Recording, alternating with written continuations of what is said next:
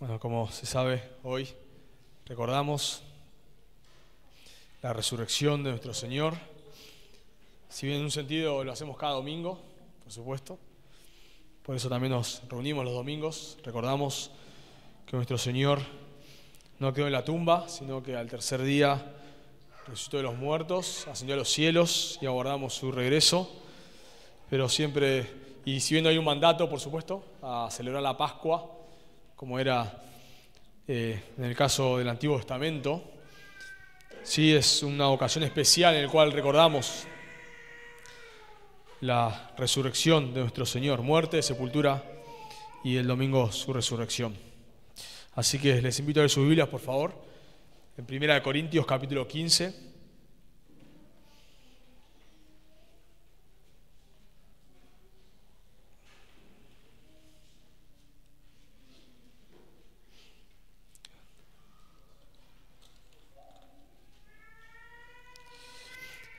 Primera de Corintios, capítulo 15. Y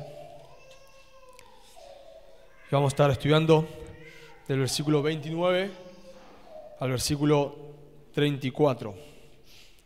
Primera de Corintios, capítulo 15, versículos 29 al 34. Leemos, luego oramos. Dice la palabra de Dios, leo la versión Valera 60. De otro modo, ¿qué harán los que se bautizan por los muertos, si en ninguna manera los muertos resucitan? ¿Por qué pues se bautizan por los muertos? ¿Y por qué nosotros peligramos a toda hora?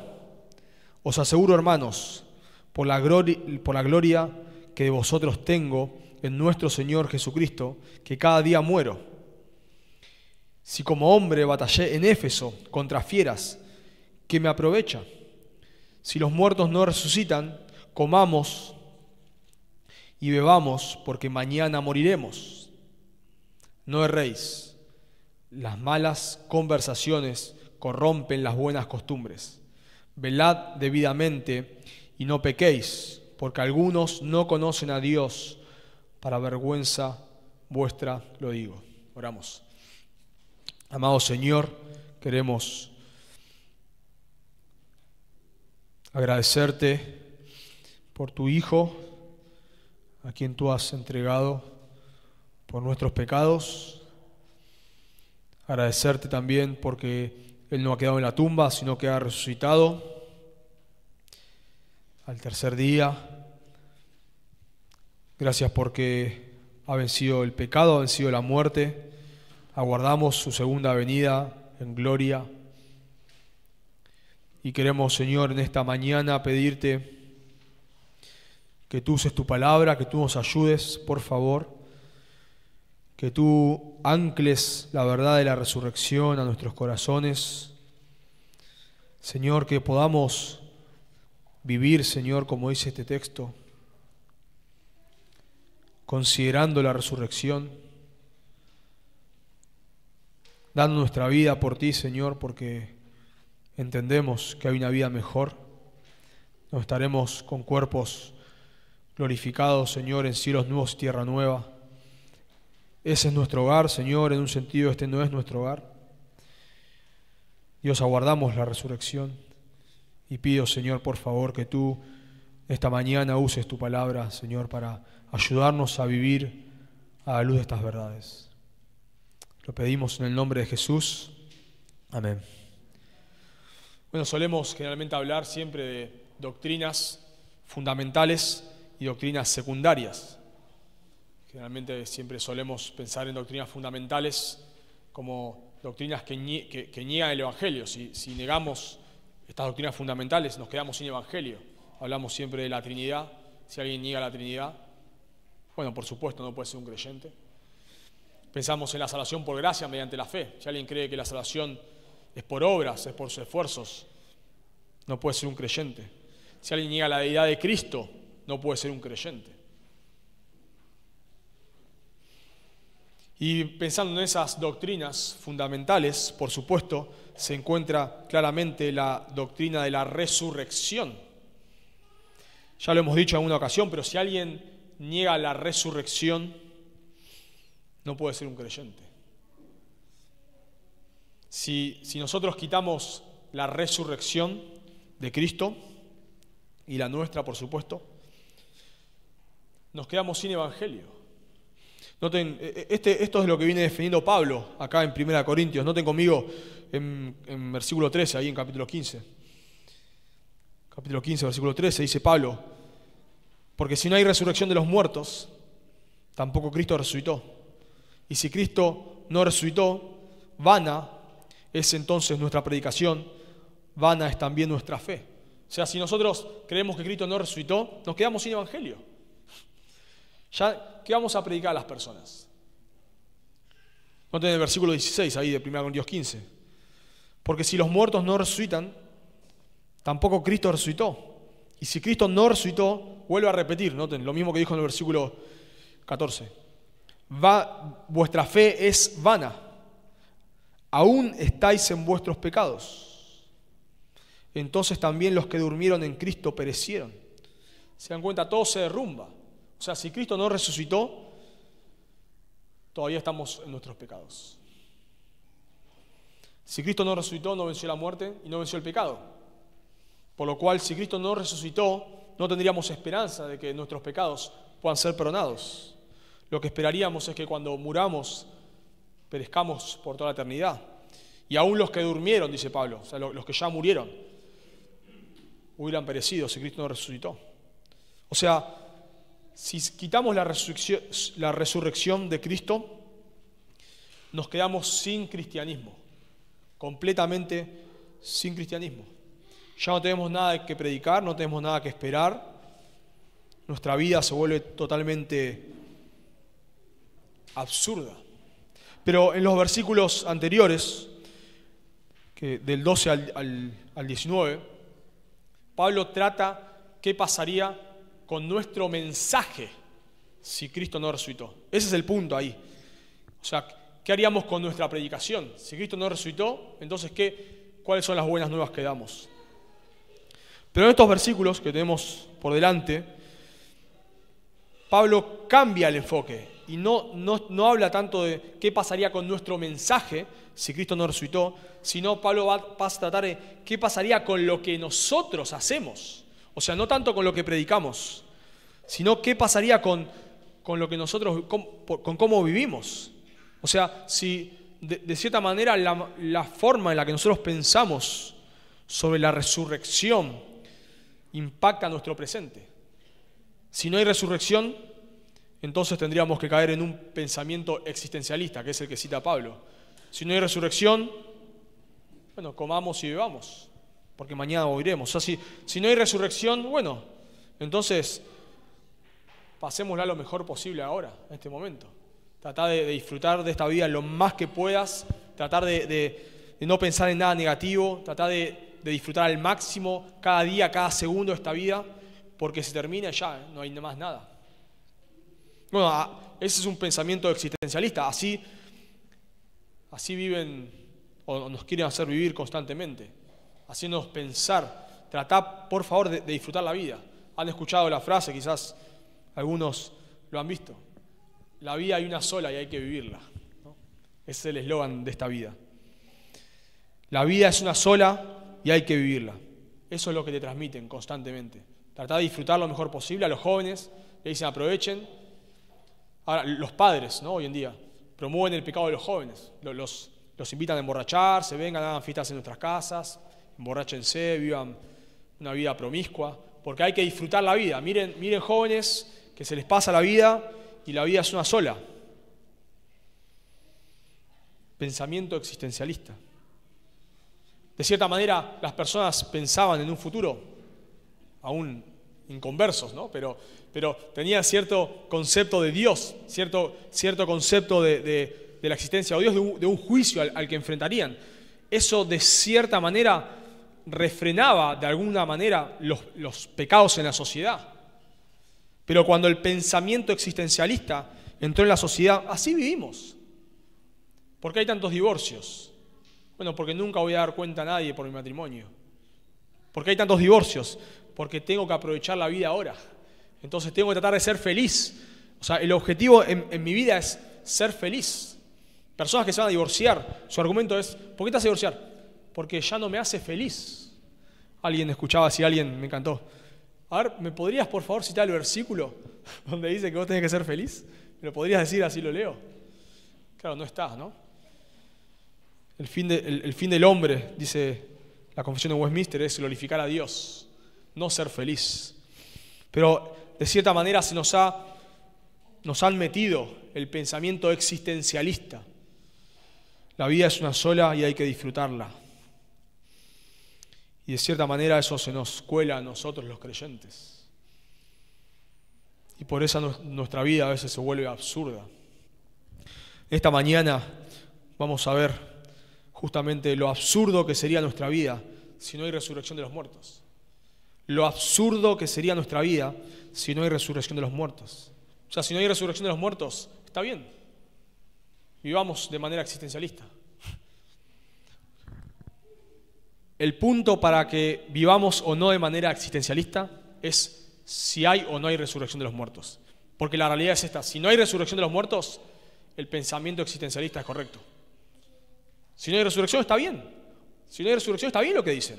O sea, si esta vida es una sola y hay que vivirla, entonces está bien. Está bien como viven. Ahora, si hay resurrección de los muertos, entonces el pensamiento existencialista no tiene sentido.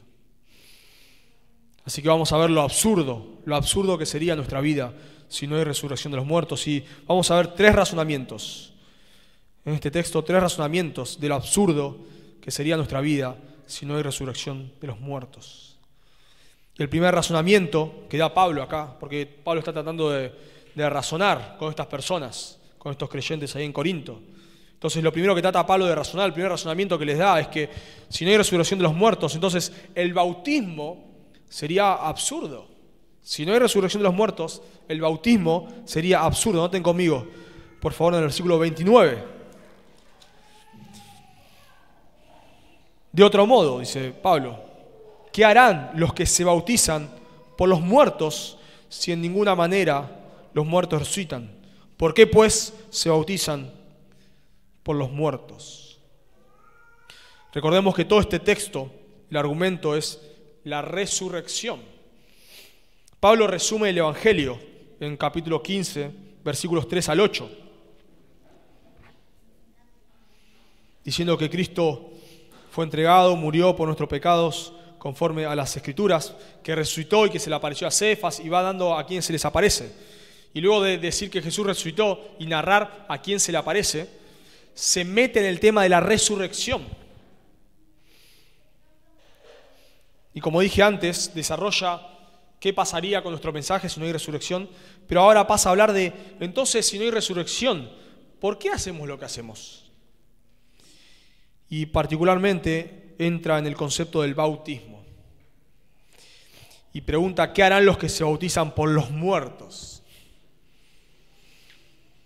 Bueno, todos sabrán la herejía que suele sacar este versículo. Los mormones, usando este texto, hacen bautizar. Un mormón supuestamente se bautiza en lugar de una persona ya fallecida, pensando que si un mormón se bautiza en lugar de otra persona ya fallecida, no creyente entre comillas, porque un mormón tampoco sería un creyente, pero entiéndanlo el concepto, se bautiza en lugar de un supuesto creyente, o sea, este supuesto creyente en lugar de un no creyente, entonces le haría salvación. Eso se enseña.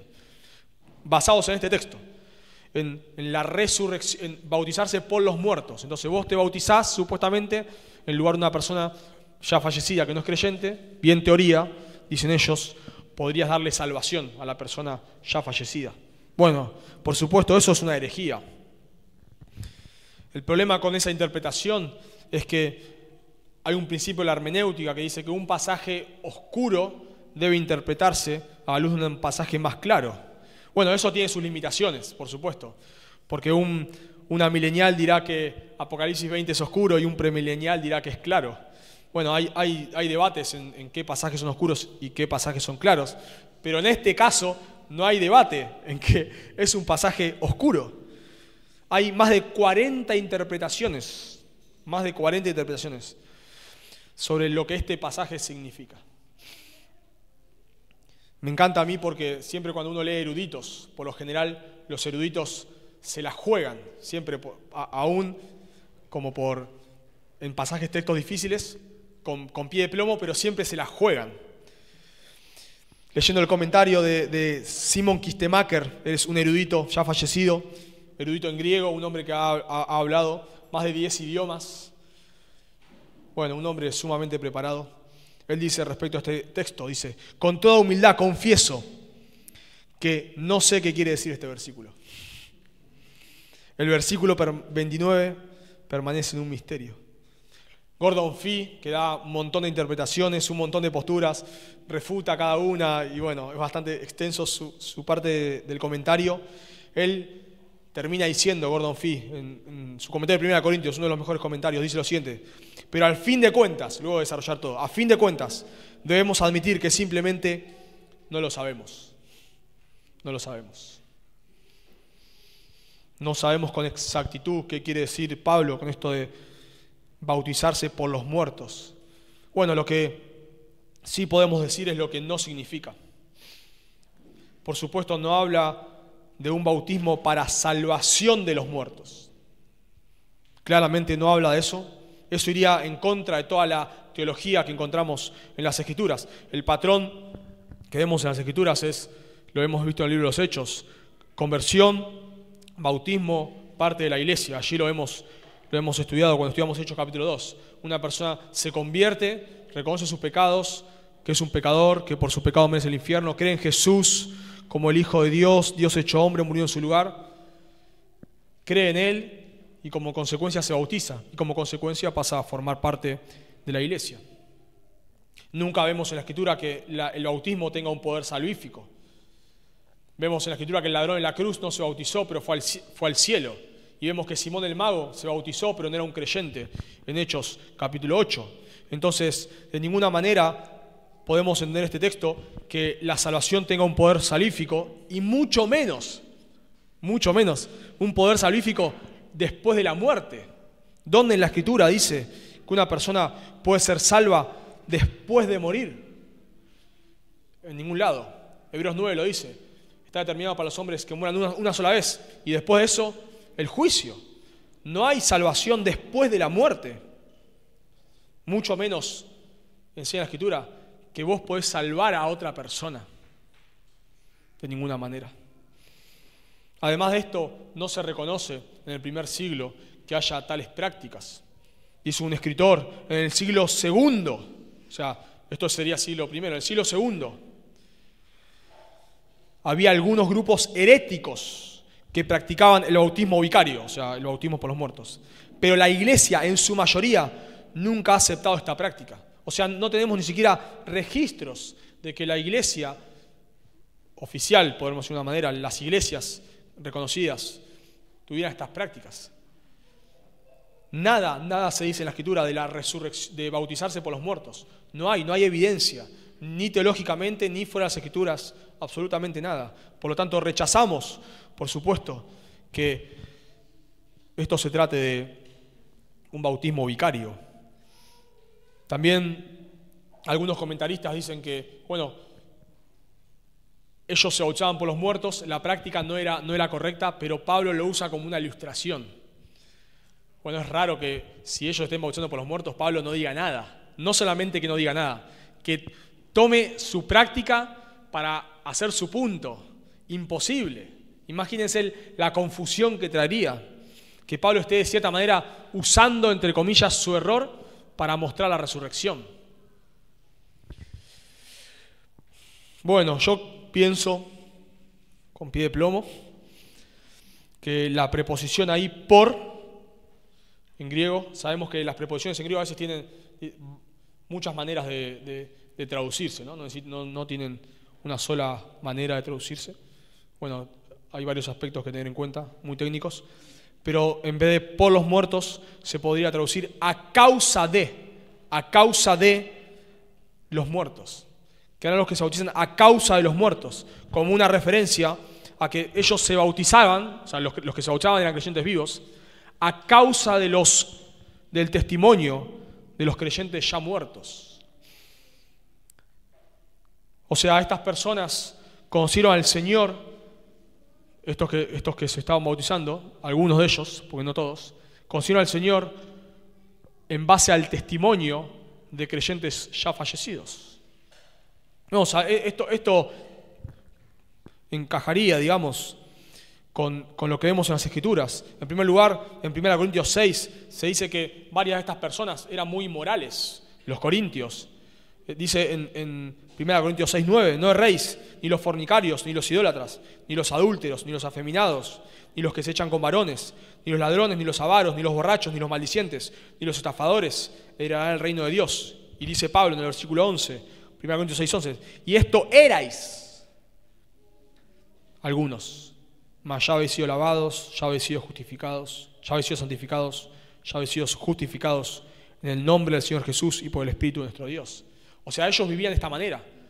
Imagínense el cambio de estas personas que abandonaron estos pecados, el impacto que traería en los corintios, en la sociedad.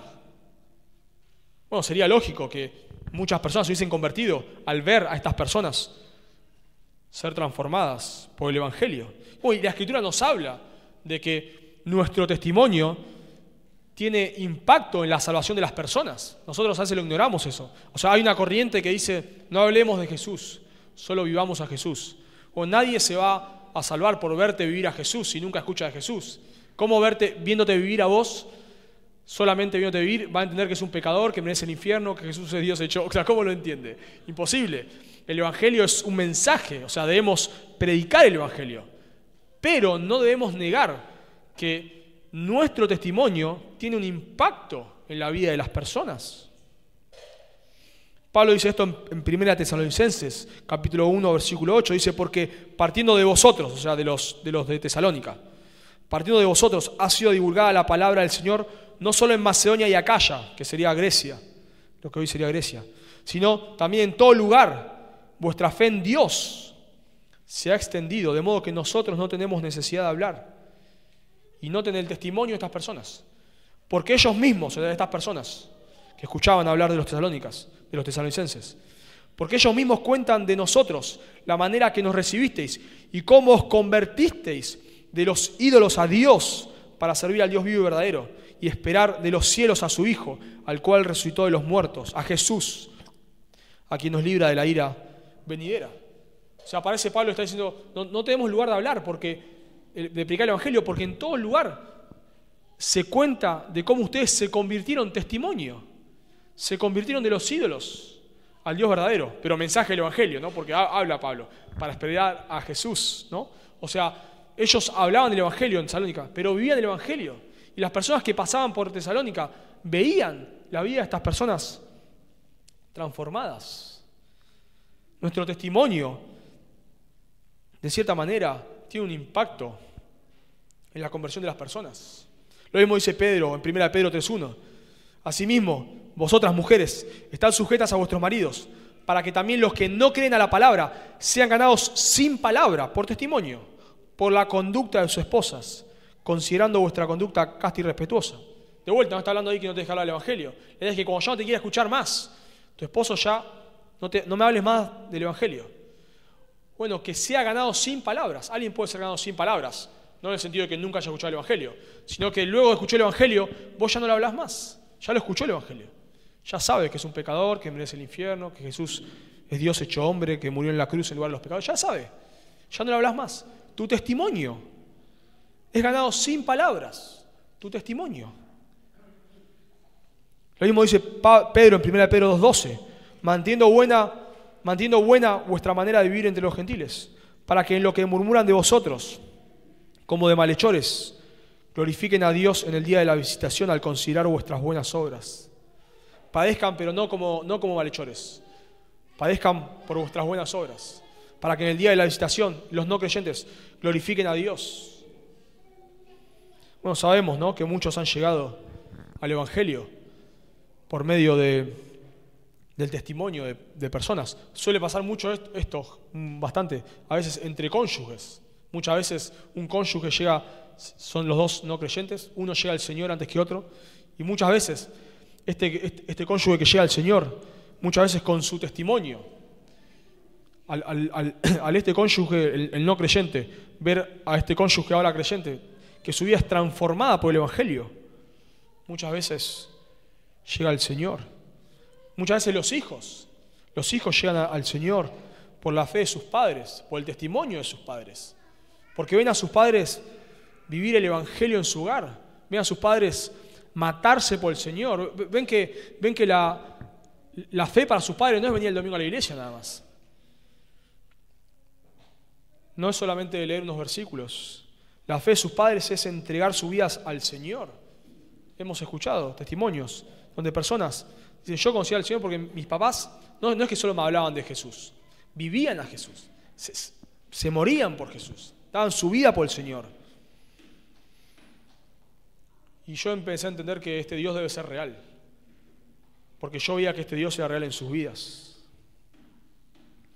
No hablamos solamente de testimonio, de que deja unos hábitos, solamente. Cualquier no creyente puede dejar hábitos, lo sabemos. Muchos no creyentes han dejado vicios. El punto acá no es dejar solamente vicios. El punto acá es que tu vida refleja a Cristo, que vos vivís para Dios en toda área de tu vida, en tu hogar, en tu trabajo, en donde sea. Vos te entregás por el Señor y las personas que están alrededor tuyo lo están viendo. Entonces Pablo le está diciendo a estas personas, ustedes llegaron al Señor y se bautizaron por ver el testimonio de estas personas. Y ahora dicen que no hay resurrección. Entonces, ¿para qué se bautizaron? Entonces, ¿para qué hacen lo que hacen? Si no hay resurrección, el bautismo que ustedes practicaron por causa de aquellos que han dado testimonio y ahora están con el Señor, sería absurdo. Sería absurdo. Entonces, el primer argumento que da Pablo acá, primer razonamiento, de que si los muertos no resucitan, entonces el bautismo sería algo absurdo. Y todo ese testimonio que vos diste a la hora de bautizarte, porque es lo que hacían cuando alguien se bautizaba, daba testimonio de Jesús, quizás en algunos casos cómo ha conocido al Señor, lo que sea, todo ese testimonio que vos dabas de Cristo, quizás de cómo conociste al Señor por fulano, se vuelve absurdo. ¿Para qué lo haces? De vuelta, Pablo acá no está argumentando la predicación, eso ya lo hizo. No está yendo al núcleo del Evangelio en el sentido de el Evangelio se volvería vano. Eso ya lo hizo en el versículo 2 al 19. Ahora está tratando nuestras prácticas. O sea, es como está diciendo, bueno, nuestro mensaje sería absurdo si no hay resurrección. Ya lo dijo. Ahora, piense un momento, lo que hacemos sería absurdo. Entonces, ¿para qué nos bautizamos? Acá, no sé por qué, casi nunca bautizamos en verano. Entonces, o generalmente cuando bautizamos es de frío. Entonces, ¿para qué te metes en una pileta que no está ni calentita? Muerto de frío ahí, salís todo temblando. ¿Para qué lo haces? Si en realidad no hay resurrección. En segundo lugar, el segundo razonamiento de lo absurdo que sería nuestra vida si no hay resurrección, es que si no hay resurrección, el servicio sacrificial sería absurdo. No solamente el bautismo, o sea, no solamente el bautismo que practicamos sería absurdo, sino el servicio sacrificial sería absurdo. Versículos 30 al 32. Noten conmigo ahí en el versículo 30. Pablo hace otra pregunta. Está razonando con ellos, por eso hace tantas preguntas. ¿Y por qué nosotros peligramos a toda hora?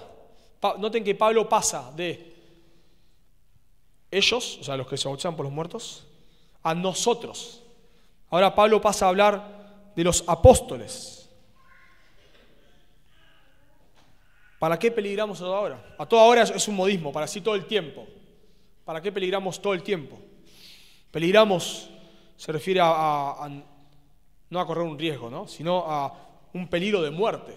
La pregunta sería, ¿por qué nosotros estamos todo el tiempo a punto de morir? ¿Para qué estamos todo el tiempo a punto de morir? Ahora, esto no era una exageración. No era una exageración. Era algo literal. Así vivían los apóstoles, constantemente expuestos a la muerte. Dice Pablo en 1 Corintios, justamente, capítulo 4, versículo 9. Dice a los corintios, porque según pienso, Dios nos ha exhibido a nosotros, los apóstoles, como a postreros, como a sentenciados a muerte, como dice acá. Pues hemos llegado a hacer espectáculo al mundo, a los ángeles y a los hombres.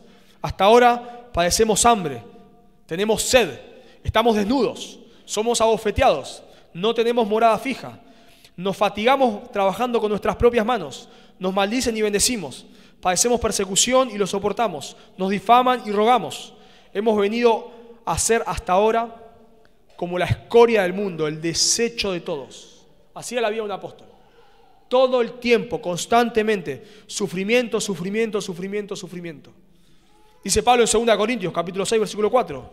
Antes bien nos recomendamos en todos como ministros de Dios, en mucha paciencia, en tribulaciones, en necesidades, en angustias, en azotes, en cárceles, en tumultos, en trabajos, en desvelos, en ayunos. 2 Corintios, capítulo 11, versículo 23. Dice Pablo, yo más, en trabajos más abundantes, en azotes sin número, en azotes sin número, en cárceles más, en peligros de muerte muchas veces. De los judíos, 5 veces he recibido 40 azotes menos 1. 3 veces he sido azotado con varas. 1 vez apedreado. 3 veces he padecido naufragio. 1 noche y 1 día he estado como náufrago en alta mar. En camino muchas veces, en peligro de ríos, en peligro de ladrones, en peligro de los de mi nación, en peligro de los gentiles, en peligros en la ciudad, peligros en el desierto, peligros en el mar, peligros entre los falsos maestros, en trabajos y fatigas, en muchos desvelos, en hambre y sed, en muchos ayunos, en frío y desnudez, etc. Así vive un apóstol, de esta manera, todo el tiempo a punto de morir.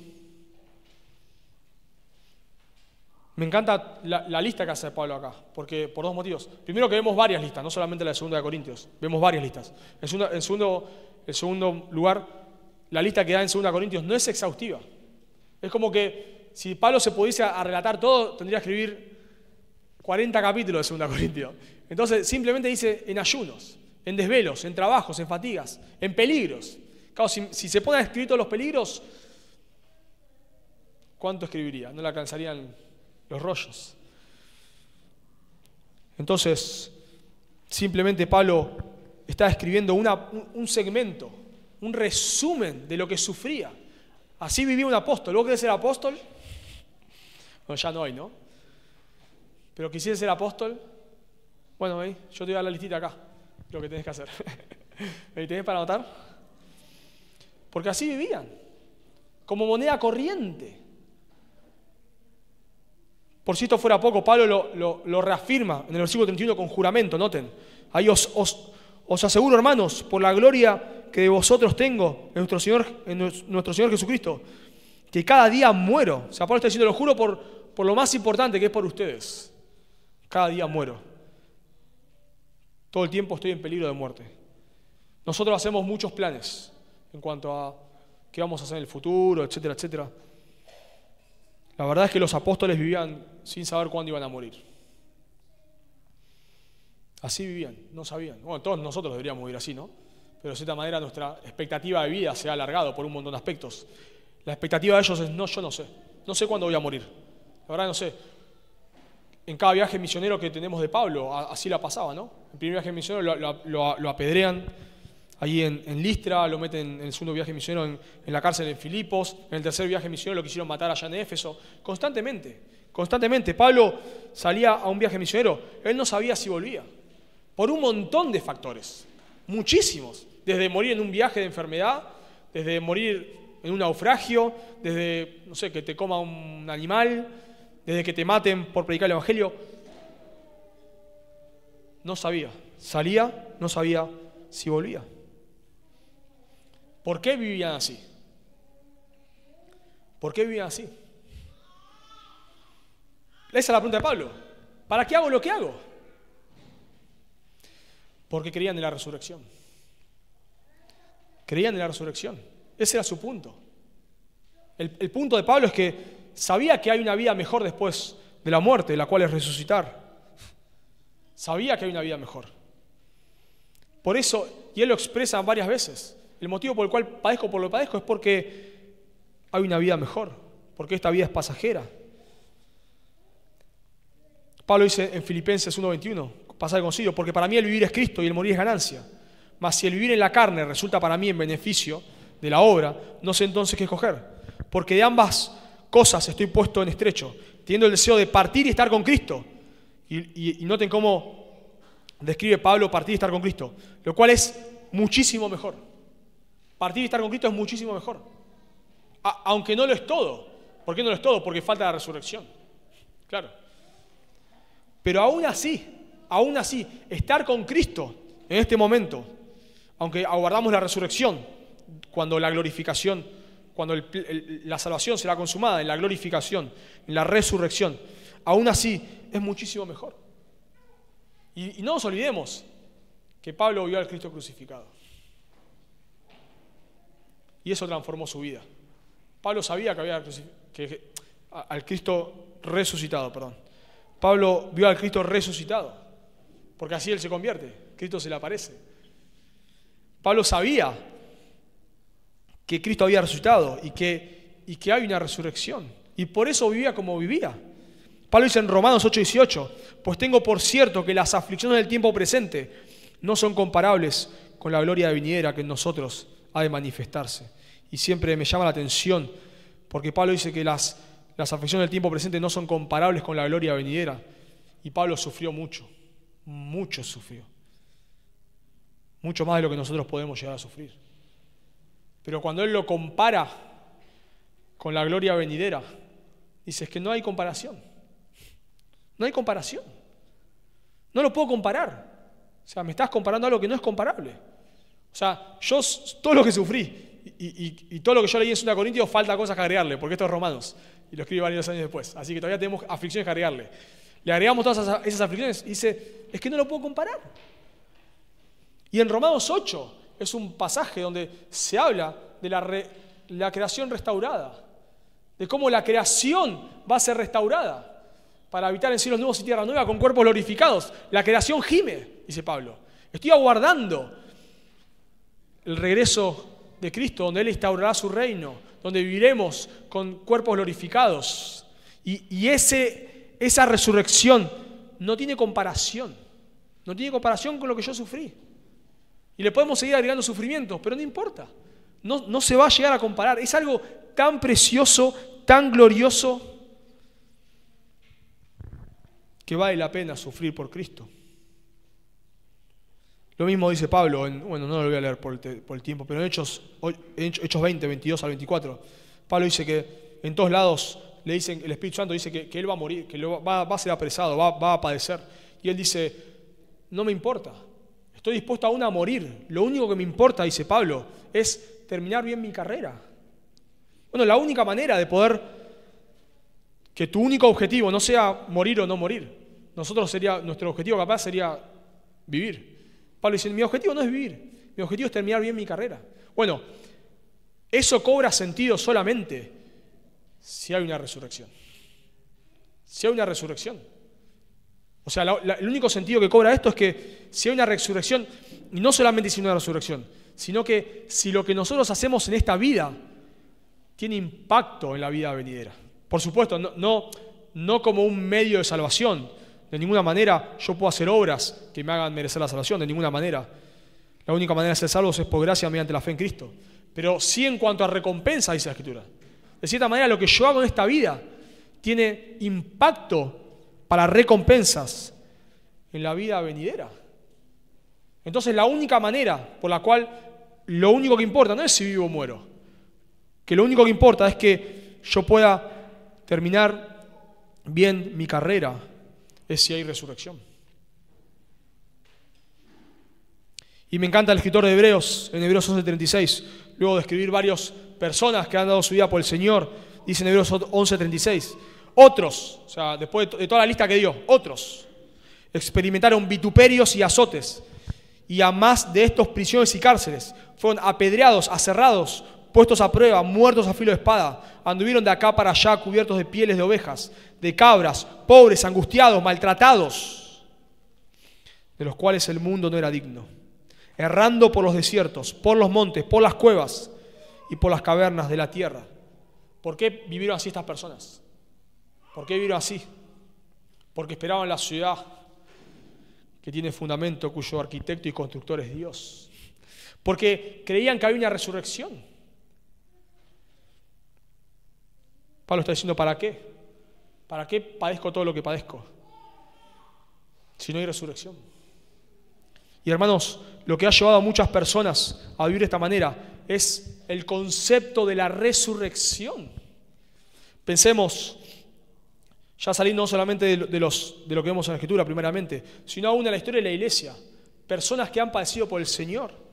Leía la historia de John Patton, ya la he citado en alguna ocasión, dice un escritor, hablando de la vida de John Patton, dice, 6 meses después de su llegada, él fue a predicar a las Nuevas Hébridas, donde había caníbales.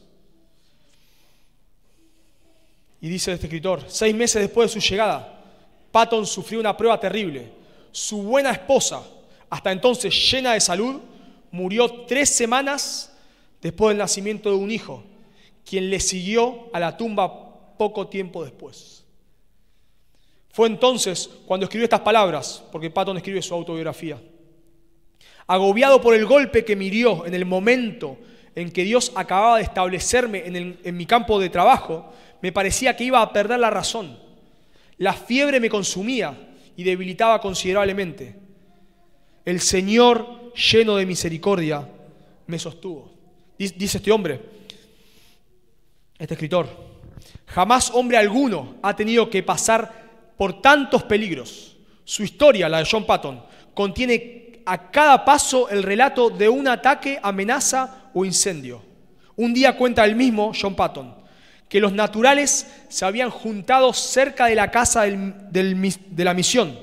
Un hombre furioso, como un loco, se lanzó sobre mí con el hacha levantada. Pero el jefe Caserounimi, tomando una azada que yo había estado usando, paró el golpe y me salvó de una muerte inminente. Al día siguiente, uno de los jefes más feroces me siguió con un fusil cargado por más de 4 horas. Y aunque a veces me tuvo cerca, Dios detuvo su mano. Y así siguió Patton, una y otra y otra y otra y otra vez. Él deja la isla de Tana, donde no se convirtió nunca nadie, la deja porque ya no tenía alimentos, fue a otro lugar donde había otro misionero y las tribus, los hombres de las tribus prendieron fuego las chozas y estaban por morir. Y dice que hubo una fuerte lluvia, un fuerte viento y el fuego se apagó y justo apareció un barco. Así se salvaron. A este hombre, a John Patton, le decían una y otra vez, no vayas a ese lugar, te van a comer los caníbales. No vayas.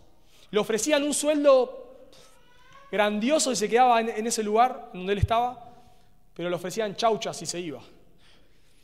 A lo que una vez Patton respondió, si muero aquí en Glasgow, me van a comer los gusanos, pero si puedo vivir y morir sirviendo al Señor Jesús, no me va a importar si me comen los caníbales o los gusanos, porque, y note el argumento que él da, porque en el gran día, mi cuerpo resucitado se levantará tan hermoso como los de ustedes, a semejanza de nuestro Redentor resucitado. ¿Por qué? Y citamos a Patton, podríamos seguir citando a otros. ¿Por qué hombres han dejado todo para llevar el Evangelio a otros lados? Me pregunto, cuando estudiaba este texto, ¿por qué yo veo eso como una locura? ¿Lo verías como una locura que vos un día dejes todo? Si el Señor te envía y te vayas a otro lado a predicar el Evangelio, donde quizás te maten, ¿lo verías como una locura? ¿Lo verías como algo impensado? La pregunta es, ¿por qué lo verías como algo impensado?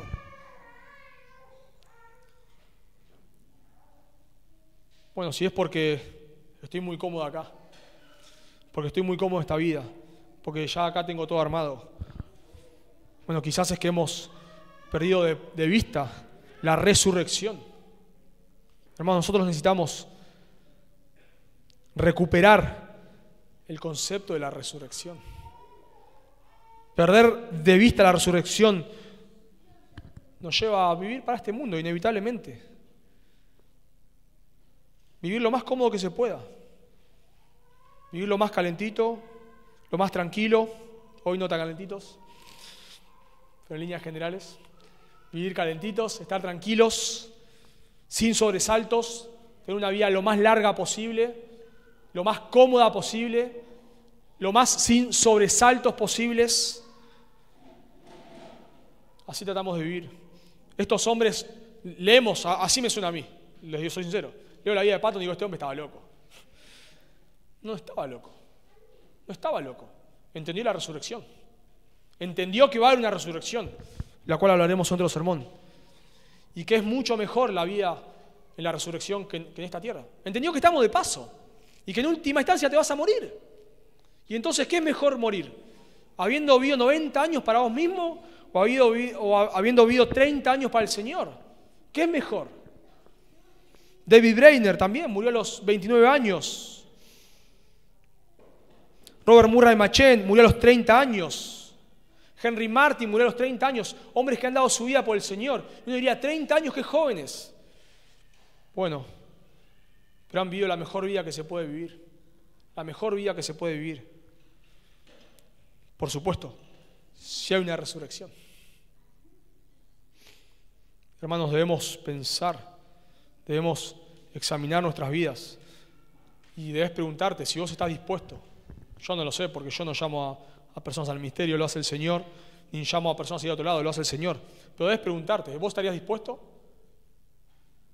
¿Estarías dispuesto? El Señor te llama y dice, bueno, dejo todo, me preparo. Todos estos hombres eran preparados, no eran improvisados. Casi todos eran egresados de universidades. No enviaban a cualquier improvisado a las misiones, enviaban a teólogos. Todos estos hombres que yo les digo eran brillantes teológicamente. Este hombre, Patton, era brillante teológicamente. Y así otros. Todos los que enviaban en ese momento no eran ningunos improvisados. Eran hombres muy preparados en las Escrituras. La pregunta es, ¿estarías dispuesto a decir, bueno, dejo todo lo que tenga que dejar y me voy a donde el Señor me llame? ¿O sería una locura? Pero no solamente pensemos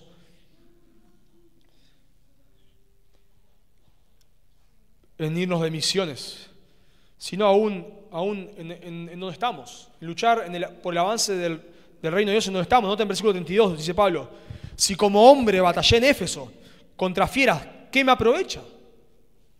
Algunos piensan que Pablo luchó contra leones en el Coliseo. Bueno, sería un poco raro por un montón de aspectos. En primer lugar, pues tendría que haber pedido la ciudadanía romana. En segundo lugar, no me lo imagino a Pablo luchando con un león, salvo que el Señor milagrosamente lo salve, ¿no? Pero sería muy, muy poco realista. Lo más probable es que esta lucha con leones sea una metáfora para hablar de la lucha con los falsos maestros, o aún con la lucha, no solamente de falsos maestros, con la lucha de personas que se oponían al Evangelio. Dice un escritor, la imagen de la lucha contra fieras es muy probablemente un eufemismo para referirse a la lucha contra antagonistas poderosos, quizás opositores políticos al Evangelio.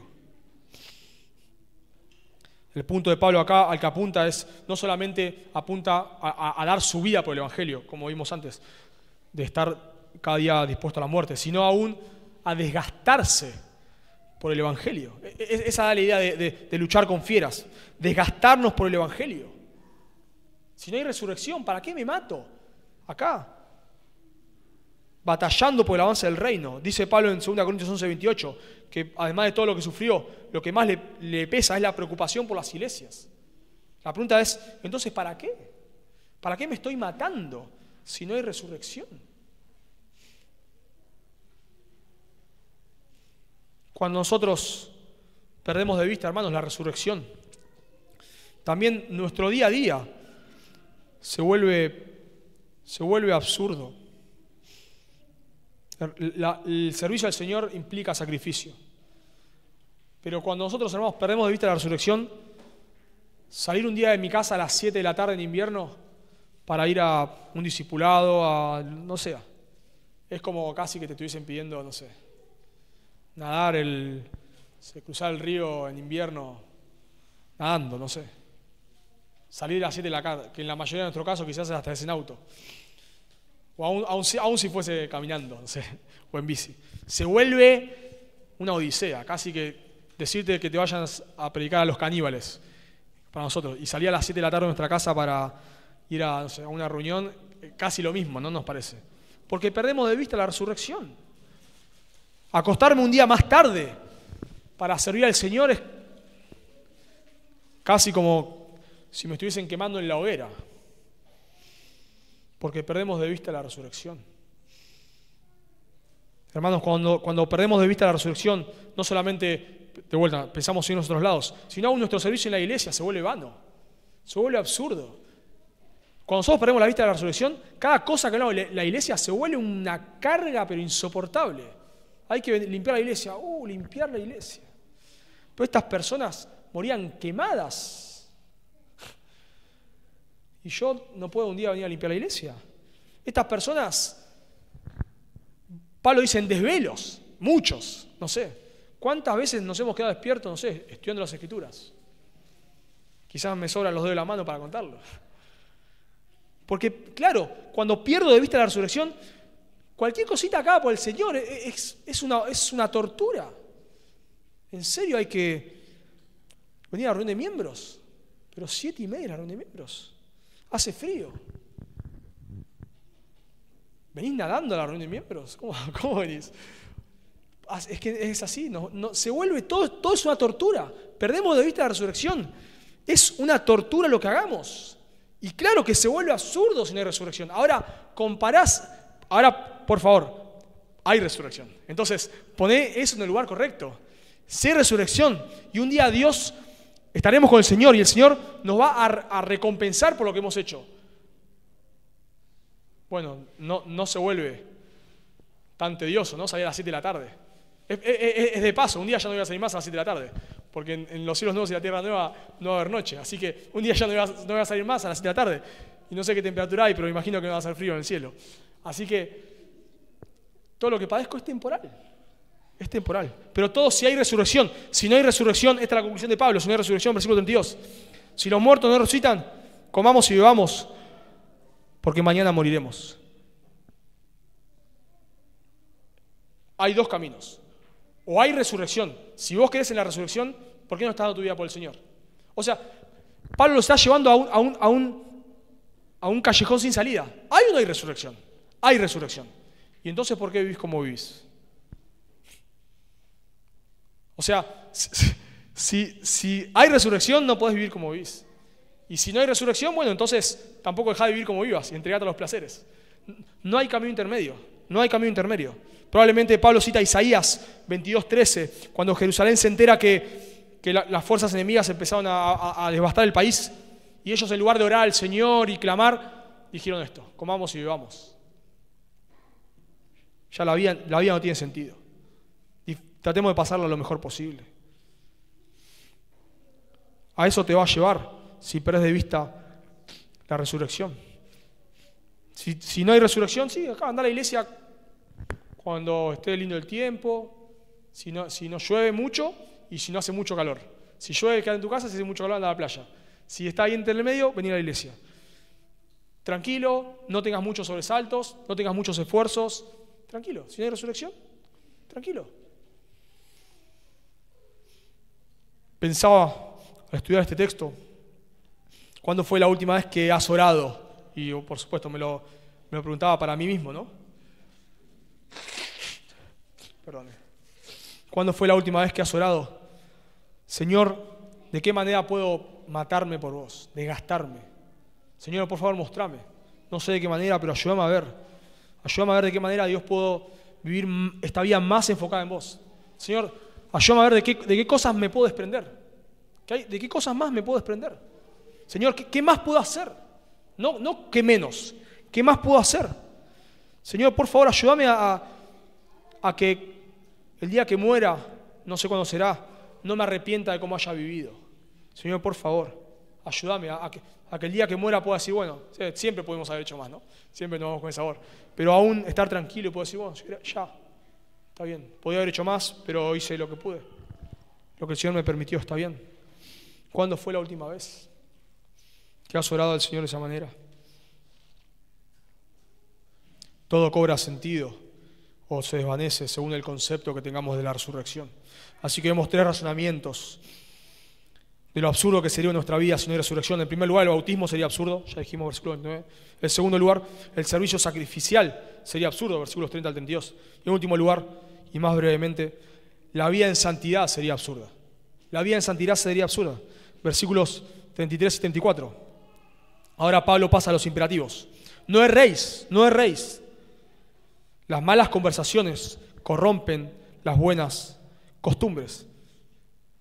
No erréis es la idea de no se dejen engañar. A veces el imperativo puede ser como no se dejen engañar, o a veces el imperativo puede funcionar como algo que, en ciertas ocasiones, dejen de hacer lo que ya están haciendo. O sea, podría ser no se dejen engañar o dejen de ser engañados. O sea, ya estaban siendo engañados. Bueno, esto es una referencia a los falsos maestros. Dice en el versículo 34 que algunos no conocen a Dios. Así que claramente había personas que no eran creyentes, metidas en la iglesia, que le estaban haciendo a las personas creer que no había resurrección como tal. Quizás había una resurrección gnóstica, pero no una resurrección corporal, como vemos en las Escrituras y como Pablo predicaba, por supuesto. Y Pablo dice, no erréis, las malas conversiones corrompen las buenas costumbres, o las malas compañías. Ya lo hemos dicho en varias ocasiones, la falsa doctrina no es neutra, no es neutra. Vos estás en la iglesia y alguien en la iglesia te dice algo raro, vos tenés que confrontarlo ahí, pararlo enseguida. Porque las malas conversaciones corrompen las buenas costumbres. Si vos le prestás el oído, no sabes dónde podés terminar. Quizás en la herejía, no lo sabes. Las malas conversaciones corrompen las buenas costumbres. No podemos asociarnos con falsos maestros porque no es neutro. No es neutro. No puedo sentarme, una persona me está diciendo cualquier cosa al Señor y yo sentarme a escucharlo como si nada. No, porque no es neutro. Y Pablo está llamando acá a tener cuidado con las malas compañías, las malas conversaciones. Y eso podemos expandirlo, a no exponernos a las cosas que nos distorsionan la verdad. No exponernos a aquellas cosas que nos distorsionan las verdades de las Escrituras. Y pienso, hermanos, por supuesto, esto para mí tiene una aplicación directa con las relaciones que tenemos. Yo tengo que tener cuidado con quién me relaciono. Hierro con hierro se aguza, dice la Escritura. Yo estoy todo el tiempo rodeado de personas que están hablando de cosas de este mundo y de pasarla bien y de ir de vacaciones allá, de ir de vacaciones allá y de tener esto y tener lo otro y cambiar el auto y cambiar esto y todo materialismo. ¿Qué me va a pasar? Las malas conversaciones o las malas compañías corrompen las buenas costumbres. ¿Qué me va a pasar? Todo el tiempo con personas que están hablando de vivir la mejor vida y disfrutar. ¿Qué me va a pasar? Voy a terminar corrompido. Escuchaba hace poco de cómo el pensamiento de Hollywood es un pensamiento existencialista. Si vos te pones a pensar en las películas de Hollywood, series, lo que sea, no hay concepto de eternidad. No hay concepto, o sea, no hay propósito de la vida. Uno mira las películas. No hay propósito de la vida. No hay. Es existencialista. Si yo estoy todo el tiempo exponiéndome constantemente a pensamientos existencialistas, ¿qué me va a pasar? Si yo estoy constantemente tomando los lentes de otros que tienen un concepto existencialista y poniéndomelos, ¿qué voy a ver? Una vida existencialista. Pienso en los jóvenes, lo que miran constantemente por redes sociales, por música, por cosas. ¿Qué te va a hacer pensar? Estás todo el tiempo ahí, te están vendiendo que lo mejor es una vida promiscua, una vida lasciva, una vida que vivir como quieras, disfrutar la vida. ¿Qué vas a comprar? Estás todo el tiempo inundándote con eso. ¿Qué vas a comprar? Bueno, obviamente vas a comprar eso. Pienso que una de las maneras, es una aplicación muy directa, pero me gusta. Una de las maneras en las cuales podemos evitar esto es leyendo buenas biografías. Leyendo buenas biografías. Lee biografías cristianas. Te humillan, te animan, te exhortan. Hombres, como recién leía Patton y muchísimos otros, que dan su vida por el Señor. Vos la estás leyendo calentito en tu casa, tomás un café y decís, ya acá hay algo que no está bien, me parece. Me parece que hay algo que no está bien. Me parece que yo estoy demasiado cómodo. Mira estos hombres, lo que han hecho por el Señor, me parece que estoy muy cómodo. Pero si yo estoy llenando mi mente con cosas, y aún, hermanos, aún pienso hasta lo que miramos en internet, con teología en internet, que no tiene nada que ver con la Escritura. Cosas pintadas de cristianismo. Todo pintado de cristianismo. Haciéndote creer que es cristianismo. Y meten conceptos en el cristianismo que decís, ¿y esto de dónde lo sacaron? Las malas compañías corrompen las buenas costumbres. Y la consecuencia de eso es entregarnos al pecado. Por eso Pablo les dice ahí, noten, velad y no pequéis. La idea de velad es, quizás como alguien que está borracho, es volver en sí, o alguien que está durmiendo, despertate, reaccioná, dejen de pecar. Negar la resurrección tiene un impacto directo sobre nuestra santidad. Negar la resurrección y es muy corto el tiempo para que tu vida se inunde de pecado. Dice Juan en 1 Juan 3:2. Amados, ahora somos hijos de Dios y aún no se ha manifestado lo que hemos de ser. Pero sabemos que cuando Él se manifiesta seremos semejantes a Él, porque le veremos tal como Él es. Y todo aquel que tiene esta esperanza en Él se purifica a sí mismo, así como Él es puro. ¿Se dan cuenta? El que espera la resurrección, ¿qué hace? Se purifica a sí mismo, lucha con el pecado, lucha con la carne. Una cosa te lleva a la otra, un pensamiento existencialista te va a llevar a una vida de pecado, a una vida de conflicto. Personas que tienen un pensamiento existencialista, que lo único que vale es disfrutar lo más posible, se dan cuenta que no pueden disfrutar lo más posible, porque el pecado no te permite disfrutar. ¿Sabes cuándo vas a poder disfrutar si sos un creyente? Cuando no haya pecado. Porque el pecado lo arruina. El pecado lo arruina todo. Solo vas a poder disfrutar cuando no haya pecado. ¿Dónde va a ser el lugar donde no haya pecado? Cuando estemos con el Señor en cielos nuevos y tierra nueva. Cuando estemos en esta vida, o en esta tierra, mejor dicho, no en esta vida, en esta tierra, pero ya sin pecado. Ahí sí vamos a poder disfrutar todo lo que queramos. Ahí sí. Pero acá no. Acá no. Pero cuando vos tenés un pensamiento existencialista, lo único que querés es disfrutar, disfrutar, disfrutar. Y a lo único que te lleva a eso es a más pecado.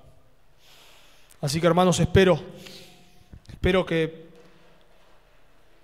un día como hoy, en que de vuelta recordamos, no es un mandamiento celebrarlo, pero siempre es bueno recordar la muerte del Señor, su sepultura y su resurrección, y por supuesto hoy en particular su resurrección.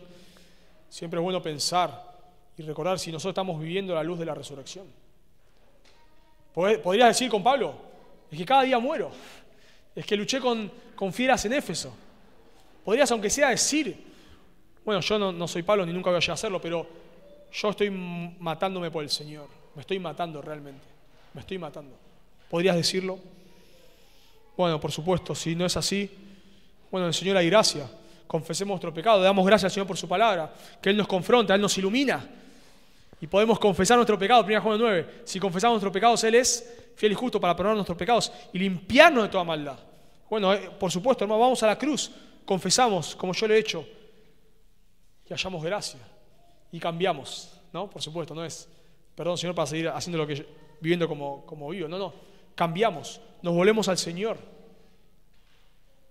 Pero si estás acá y no sos un creyente, déjame decirte que en tu caso va a haber una resurrección, pero será para condenación. Todas personas resucitarán en cuerpos. Los creyentes tendremos cuerpos, ya lo estudiaremos eso, glorificados, para que se adapten, por supuesto, a los cielos nuevos y la tierra nueva. Y los no creyentes tendrán cuerpos físicos que se adapten al lago de fuego. Si hoy nosotros seríamos echados así al lago de fuego, bueno, no podríamos, moriríamos. De cierta manera, el Señor le va a dar cuerpos que puedan soportar eternamente el sufrimiento. No le imaginamos lo que eso puede ser. Por eso, si vos estás acá y no sos un creyente, mi llamado para vos es que te arrepientas hoy mismo de tus pecados y vengas a Cristo en arrepentimiento y fe. Oramos. Señor, damos gracias por tu palabra. Pedimos perdón, Señor, por nuestro egoísmo, nuestro egocentrismo. Señor, pedimos perdón por nuestros pensamientos existencialistas. Señor, pedimos perdón por nuestra vida autocentrada y queremos rogarte, Señor, por esta iglesia, para que tú nos ayudes. Señor, somos tan débiles, tan frágiles, tan incapaces, pero Dios, queremos que tú nos uses, Señor. Queremos ser una iglesia que da nuestra vida por ti. Miramos nuestras fuerzas, por supuesto, y no podemos hacer nada por nosotros, pero confiamos, Señor, que el punto no está en nosotros y en lo que nosotros podemos hacer, sino en lo que tú puedes hacer.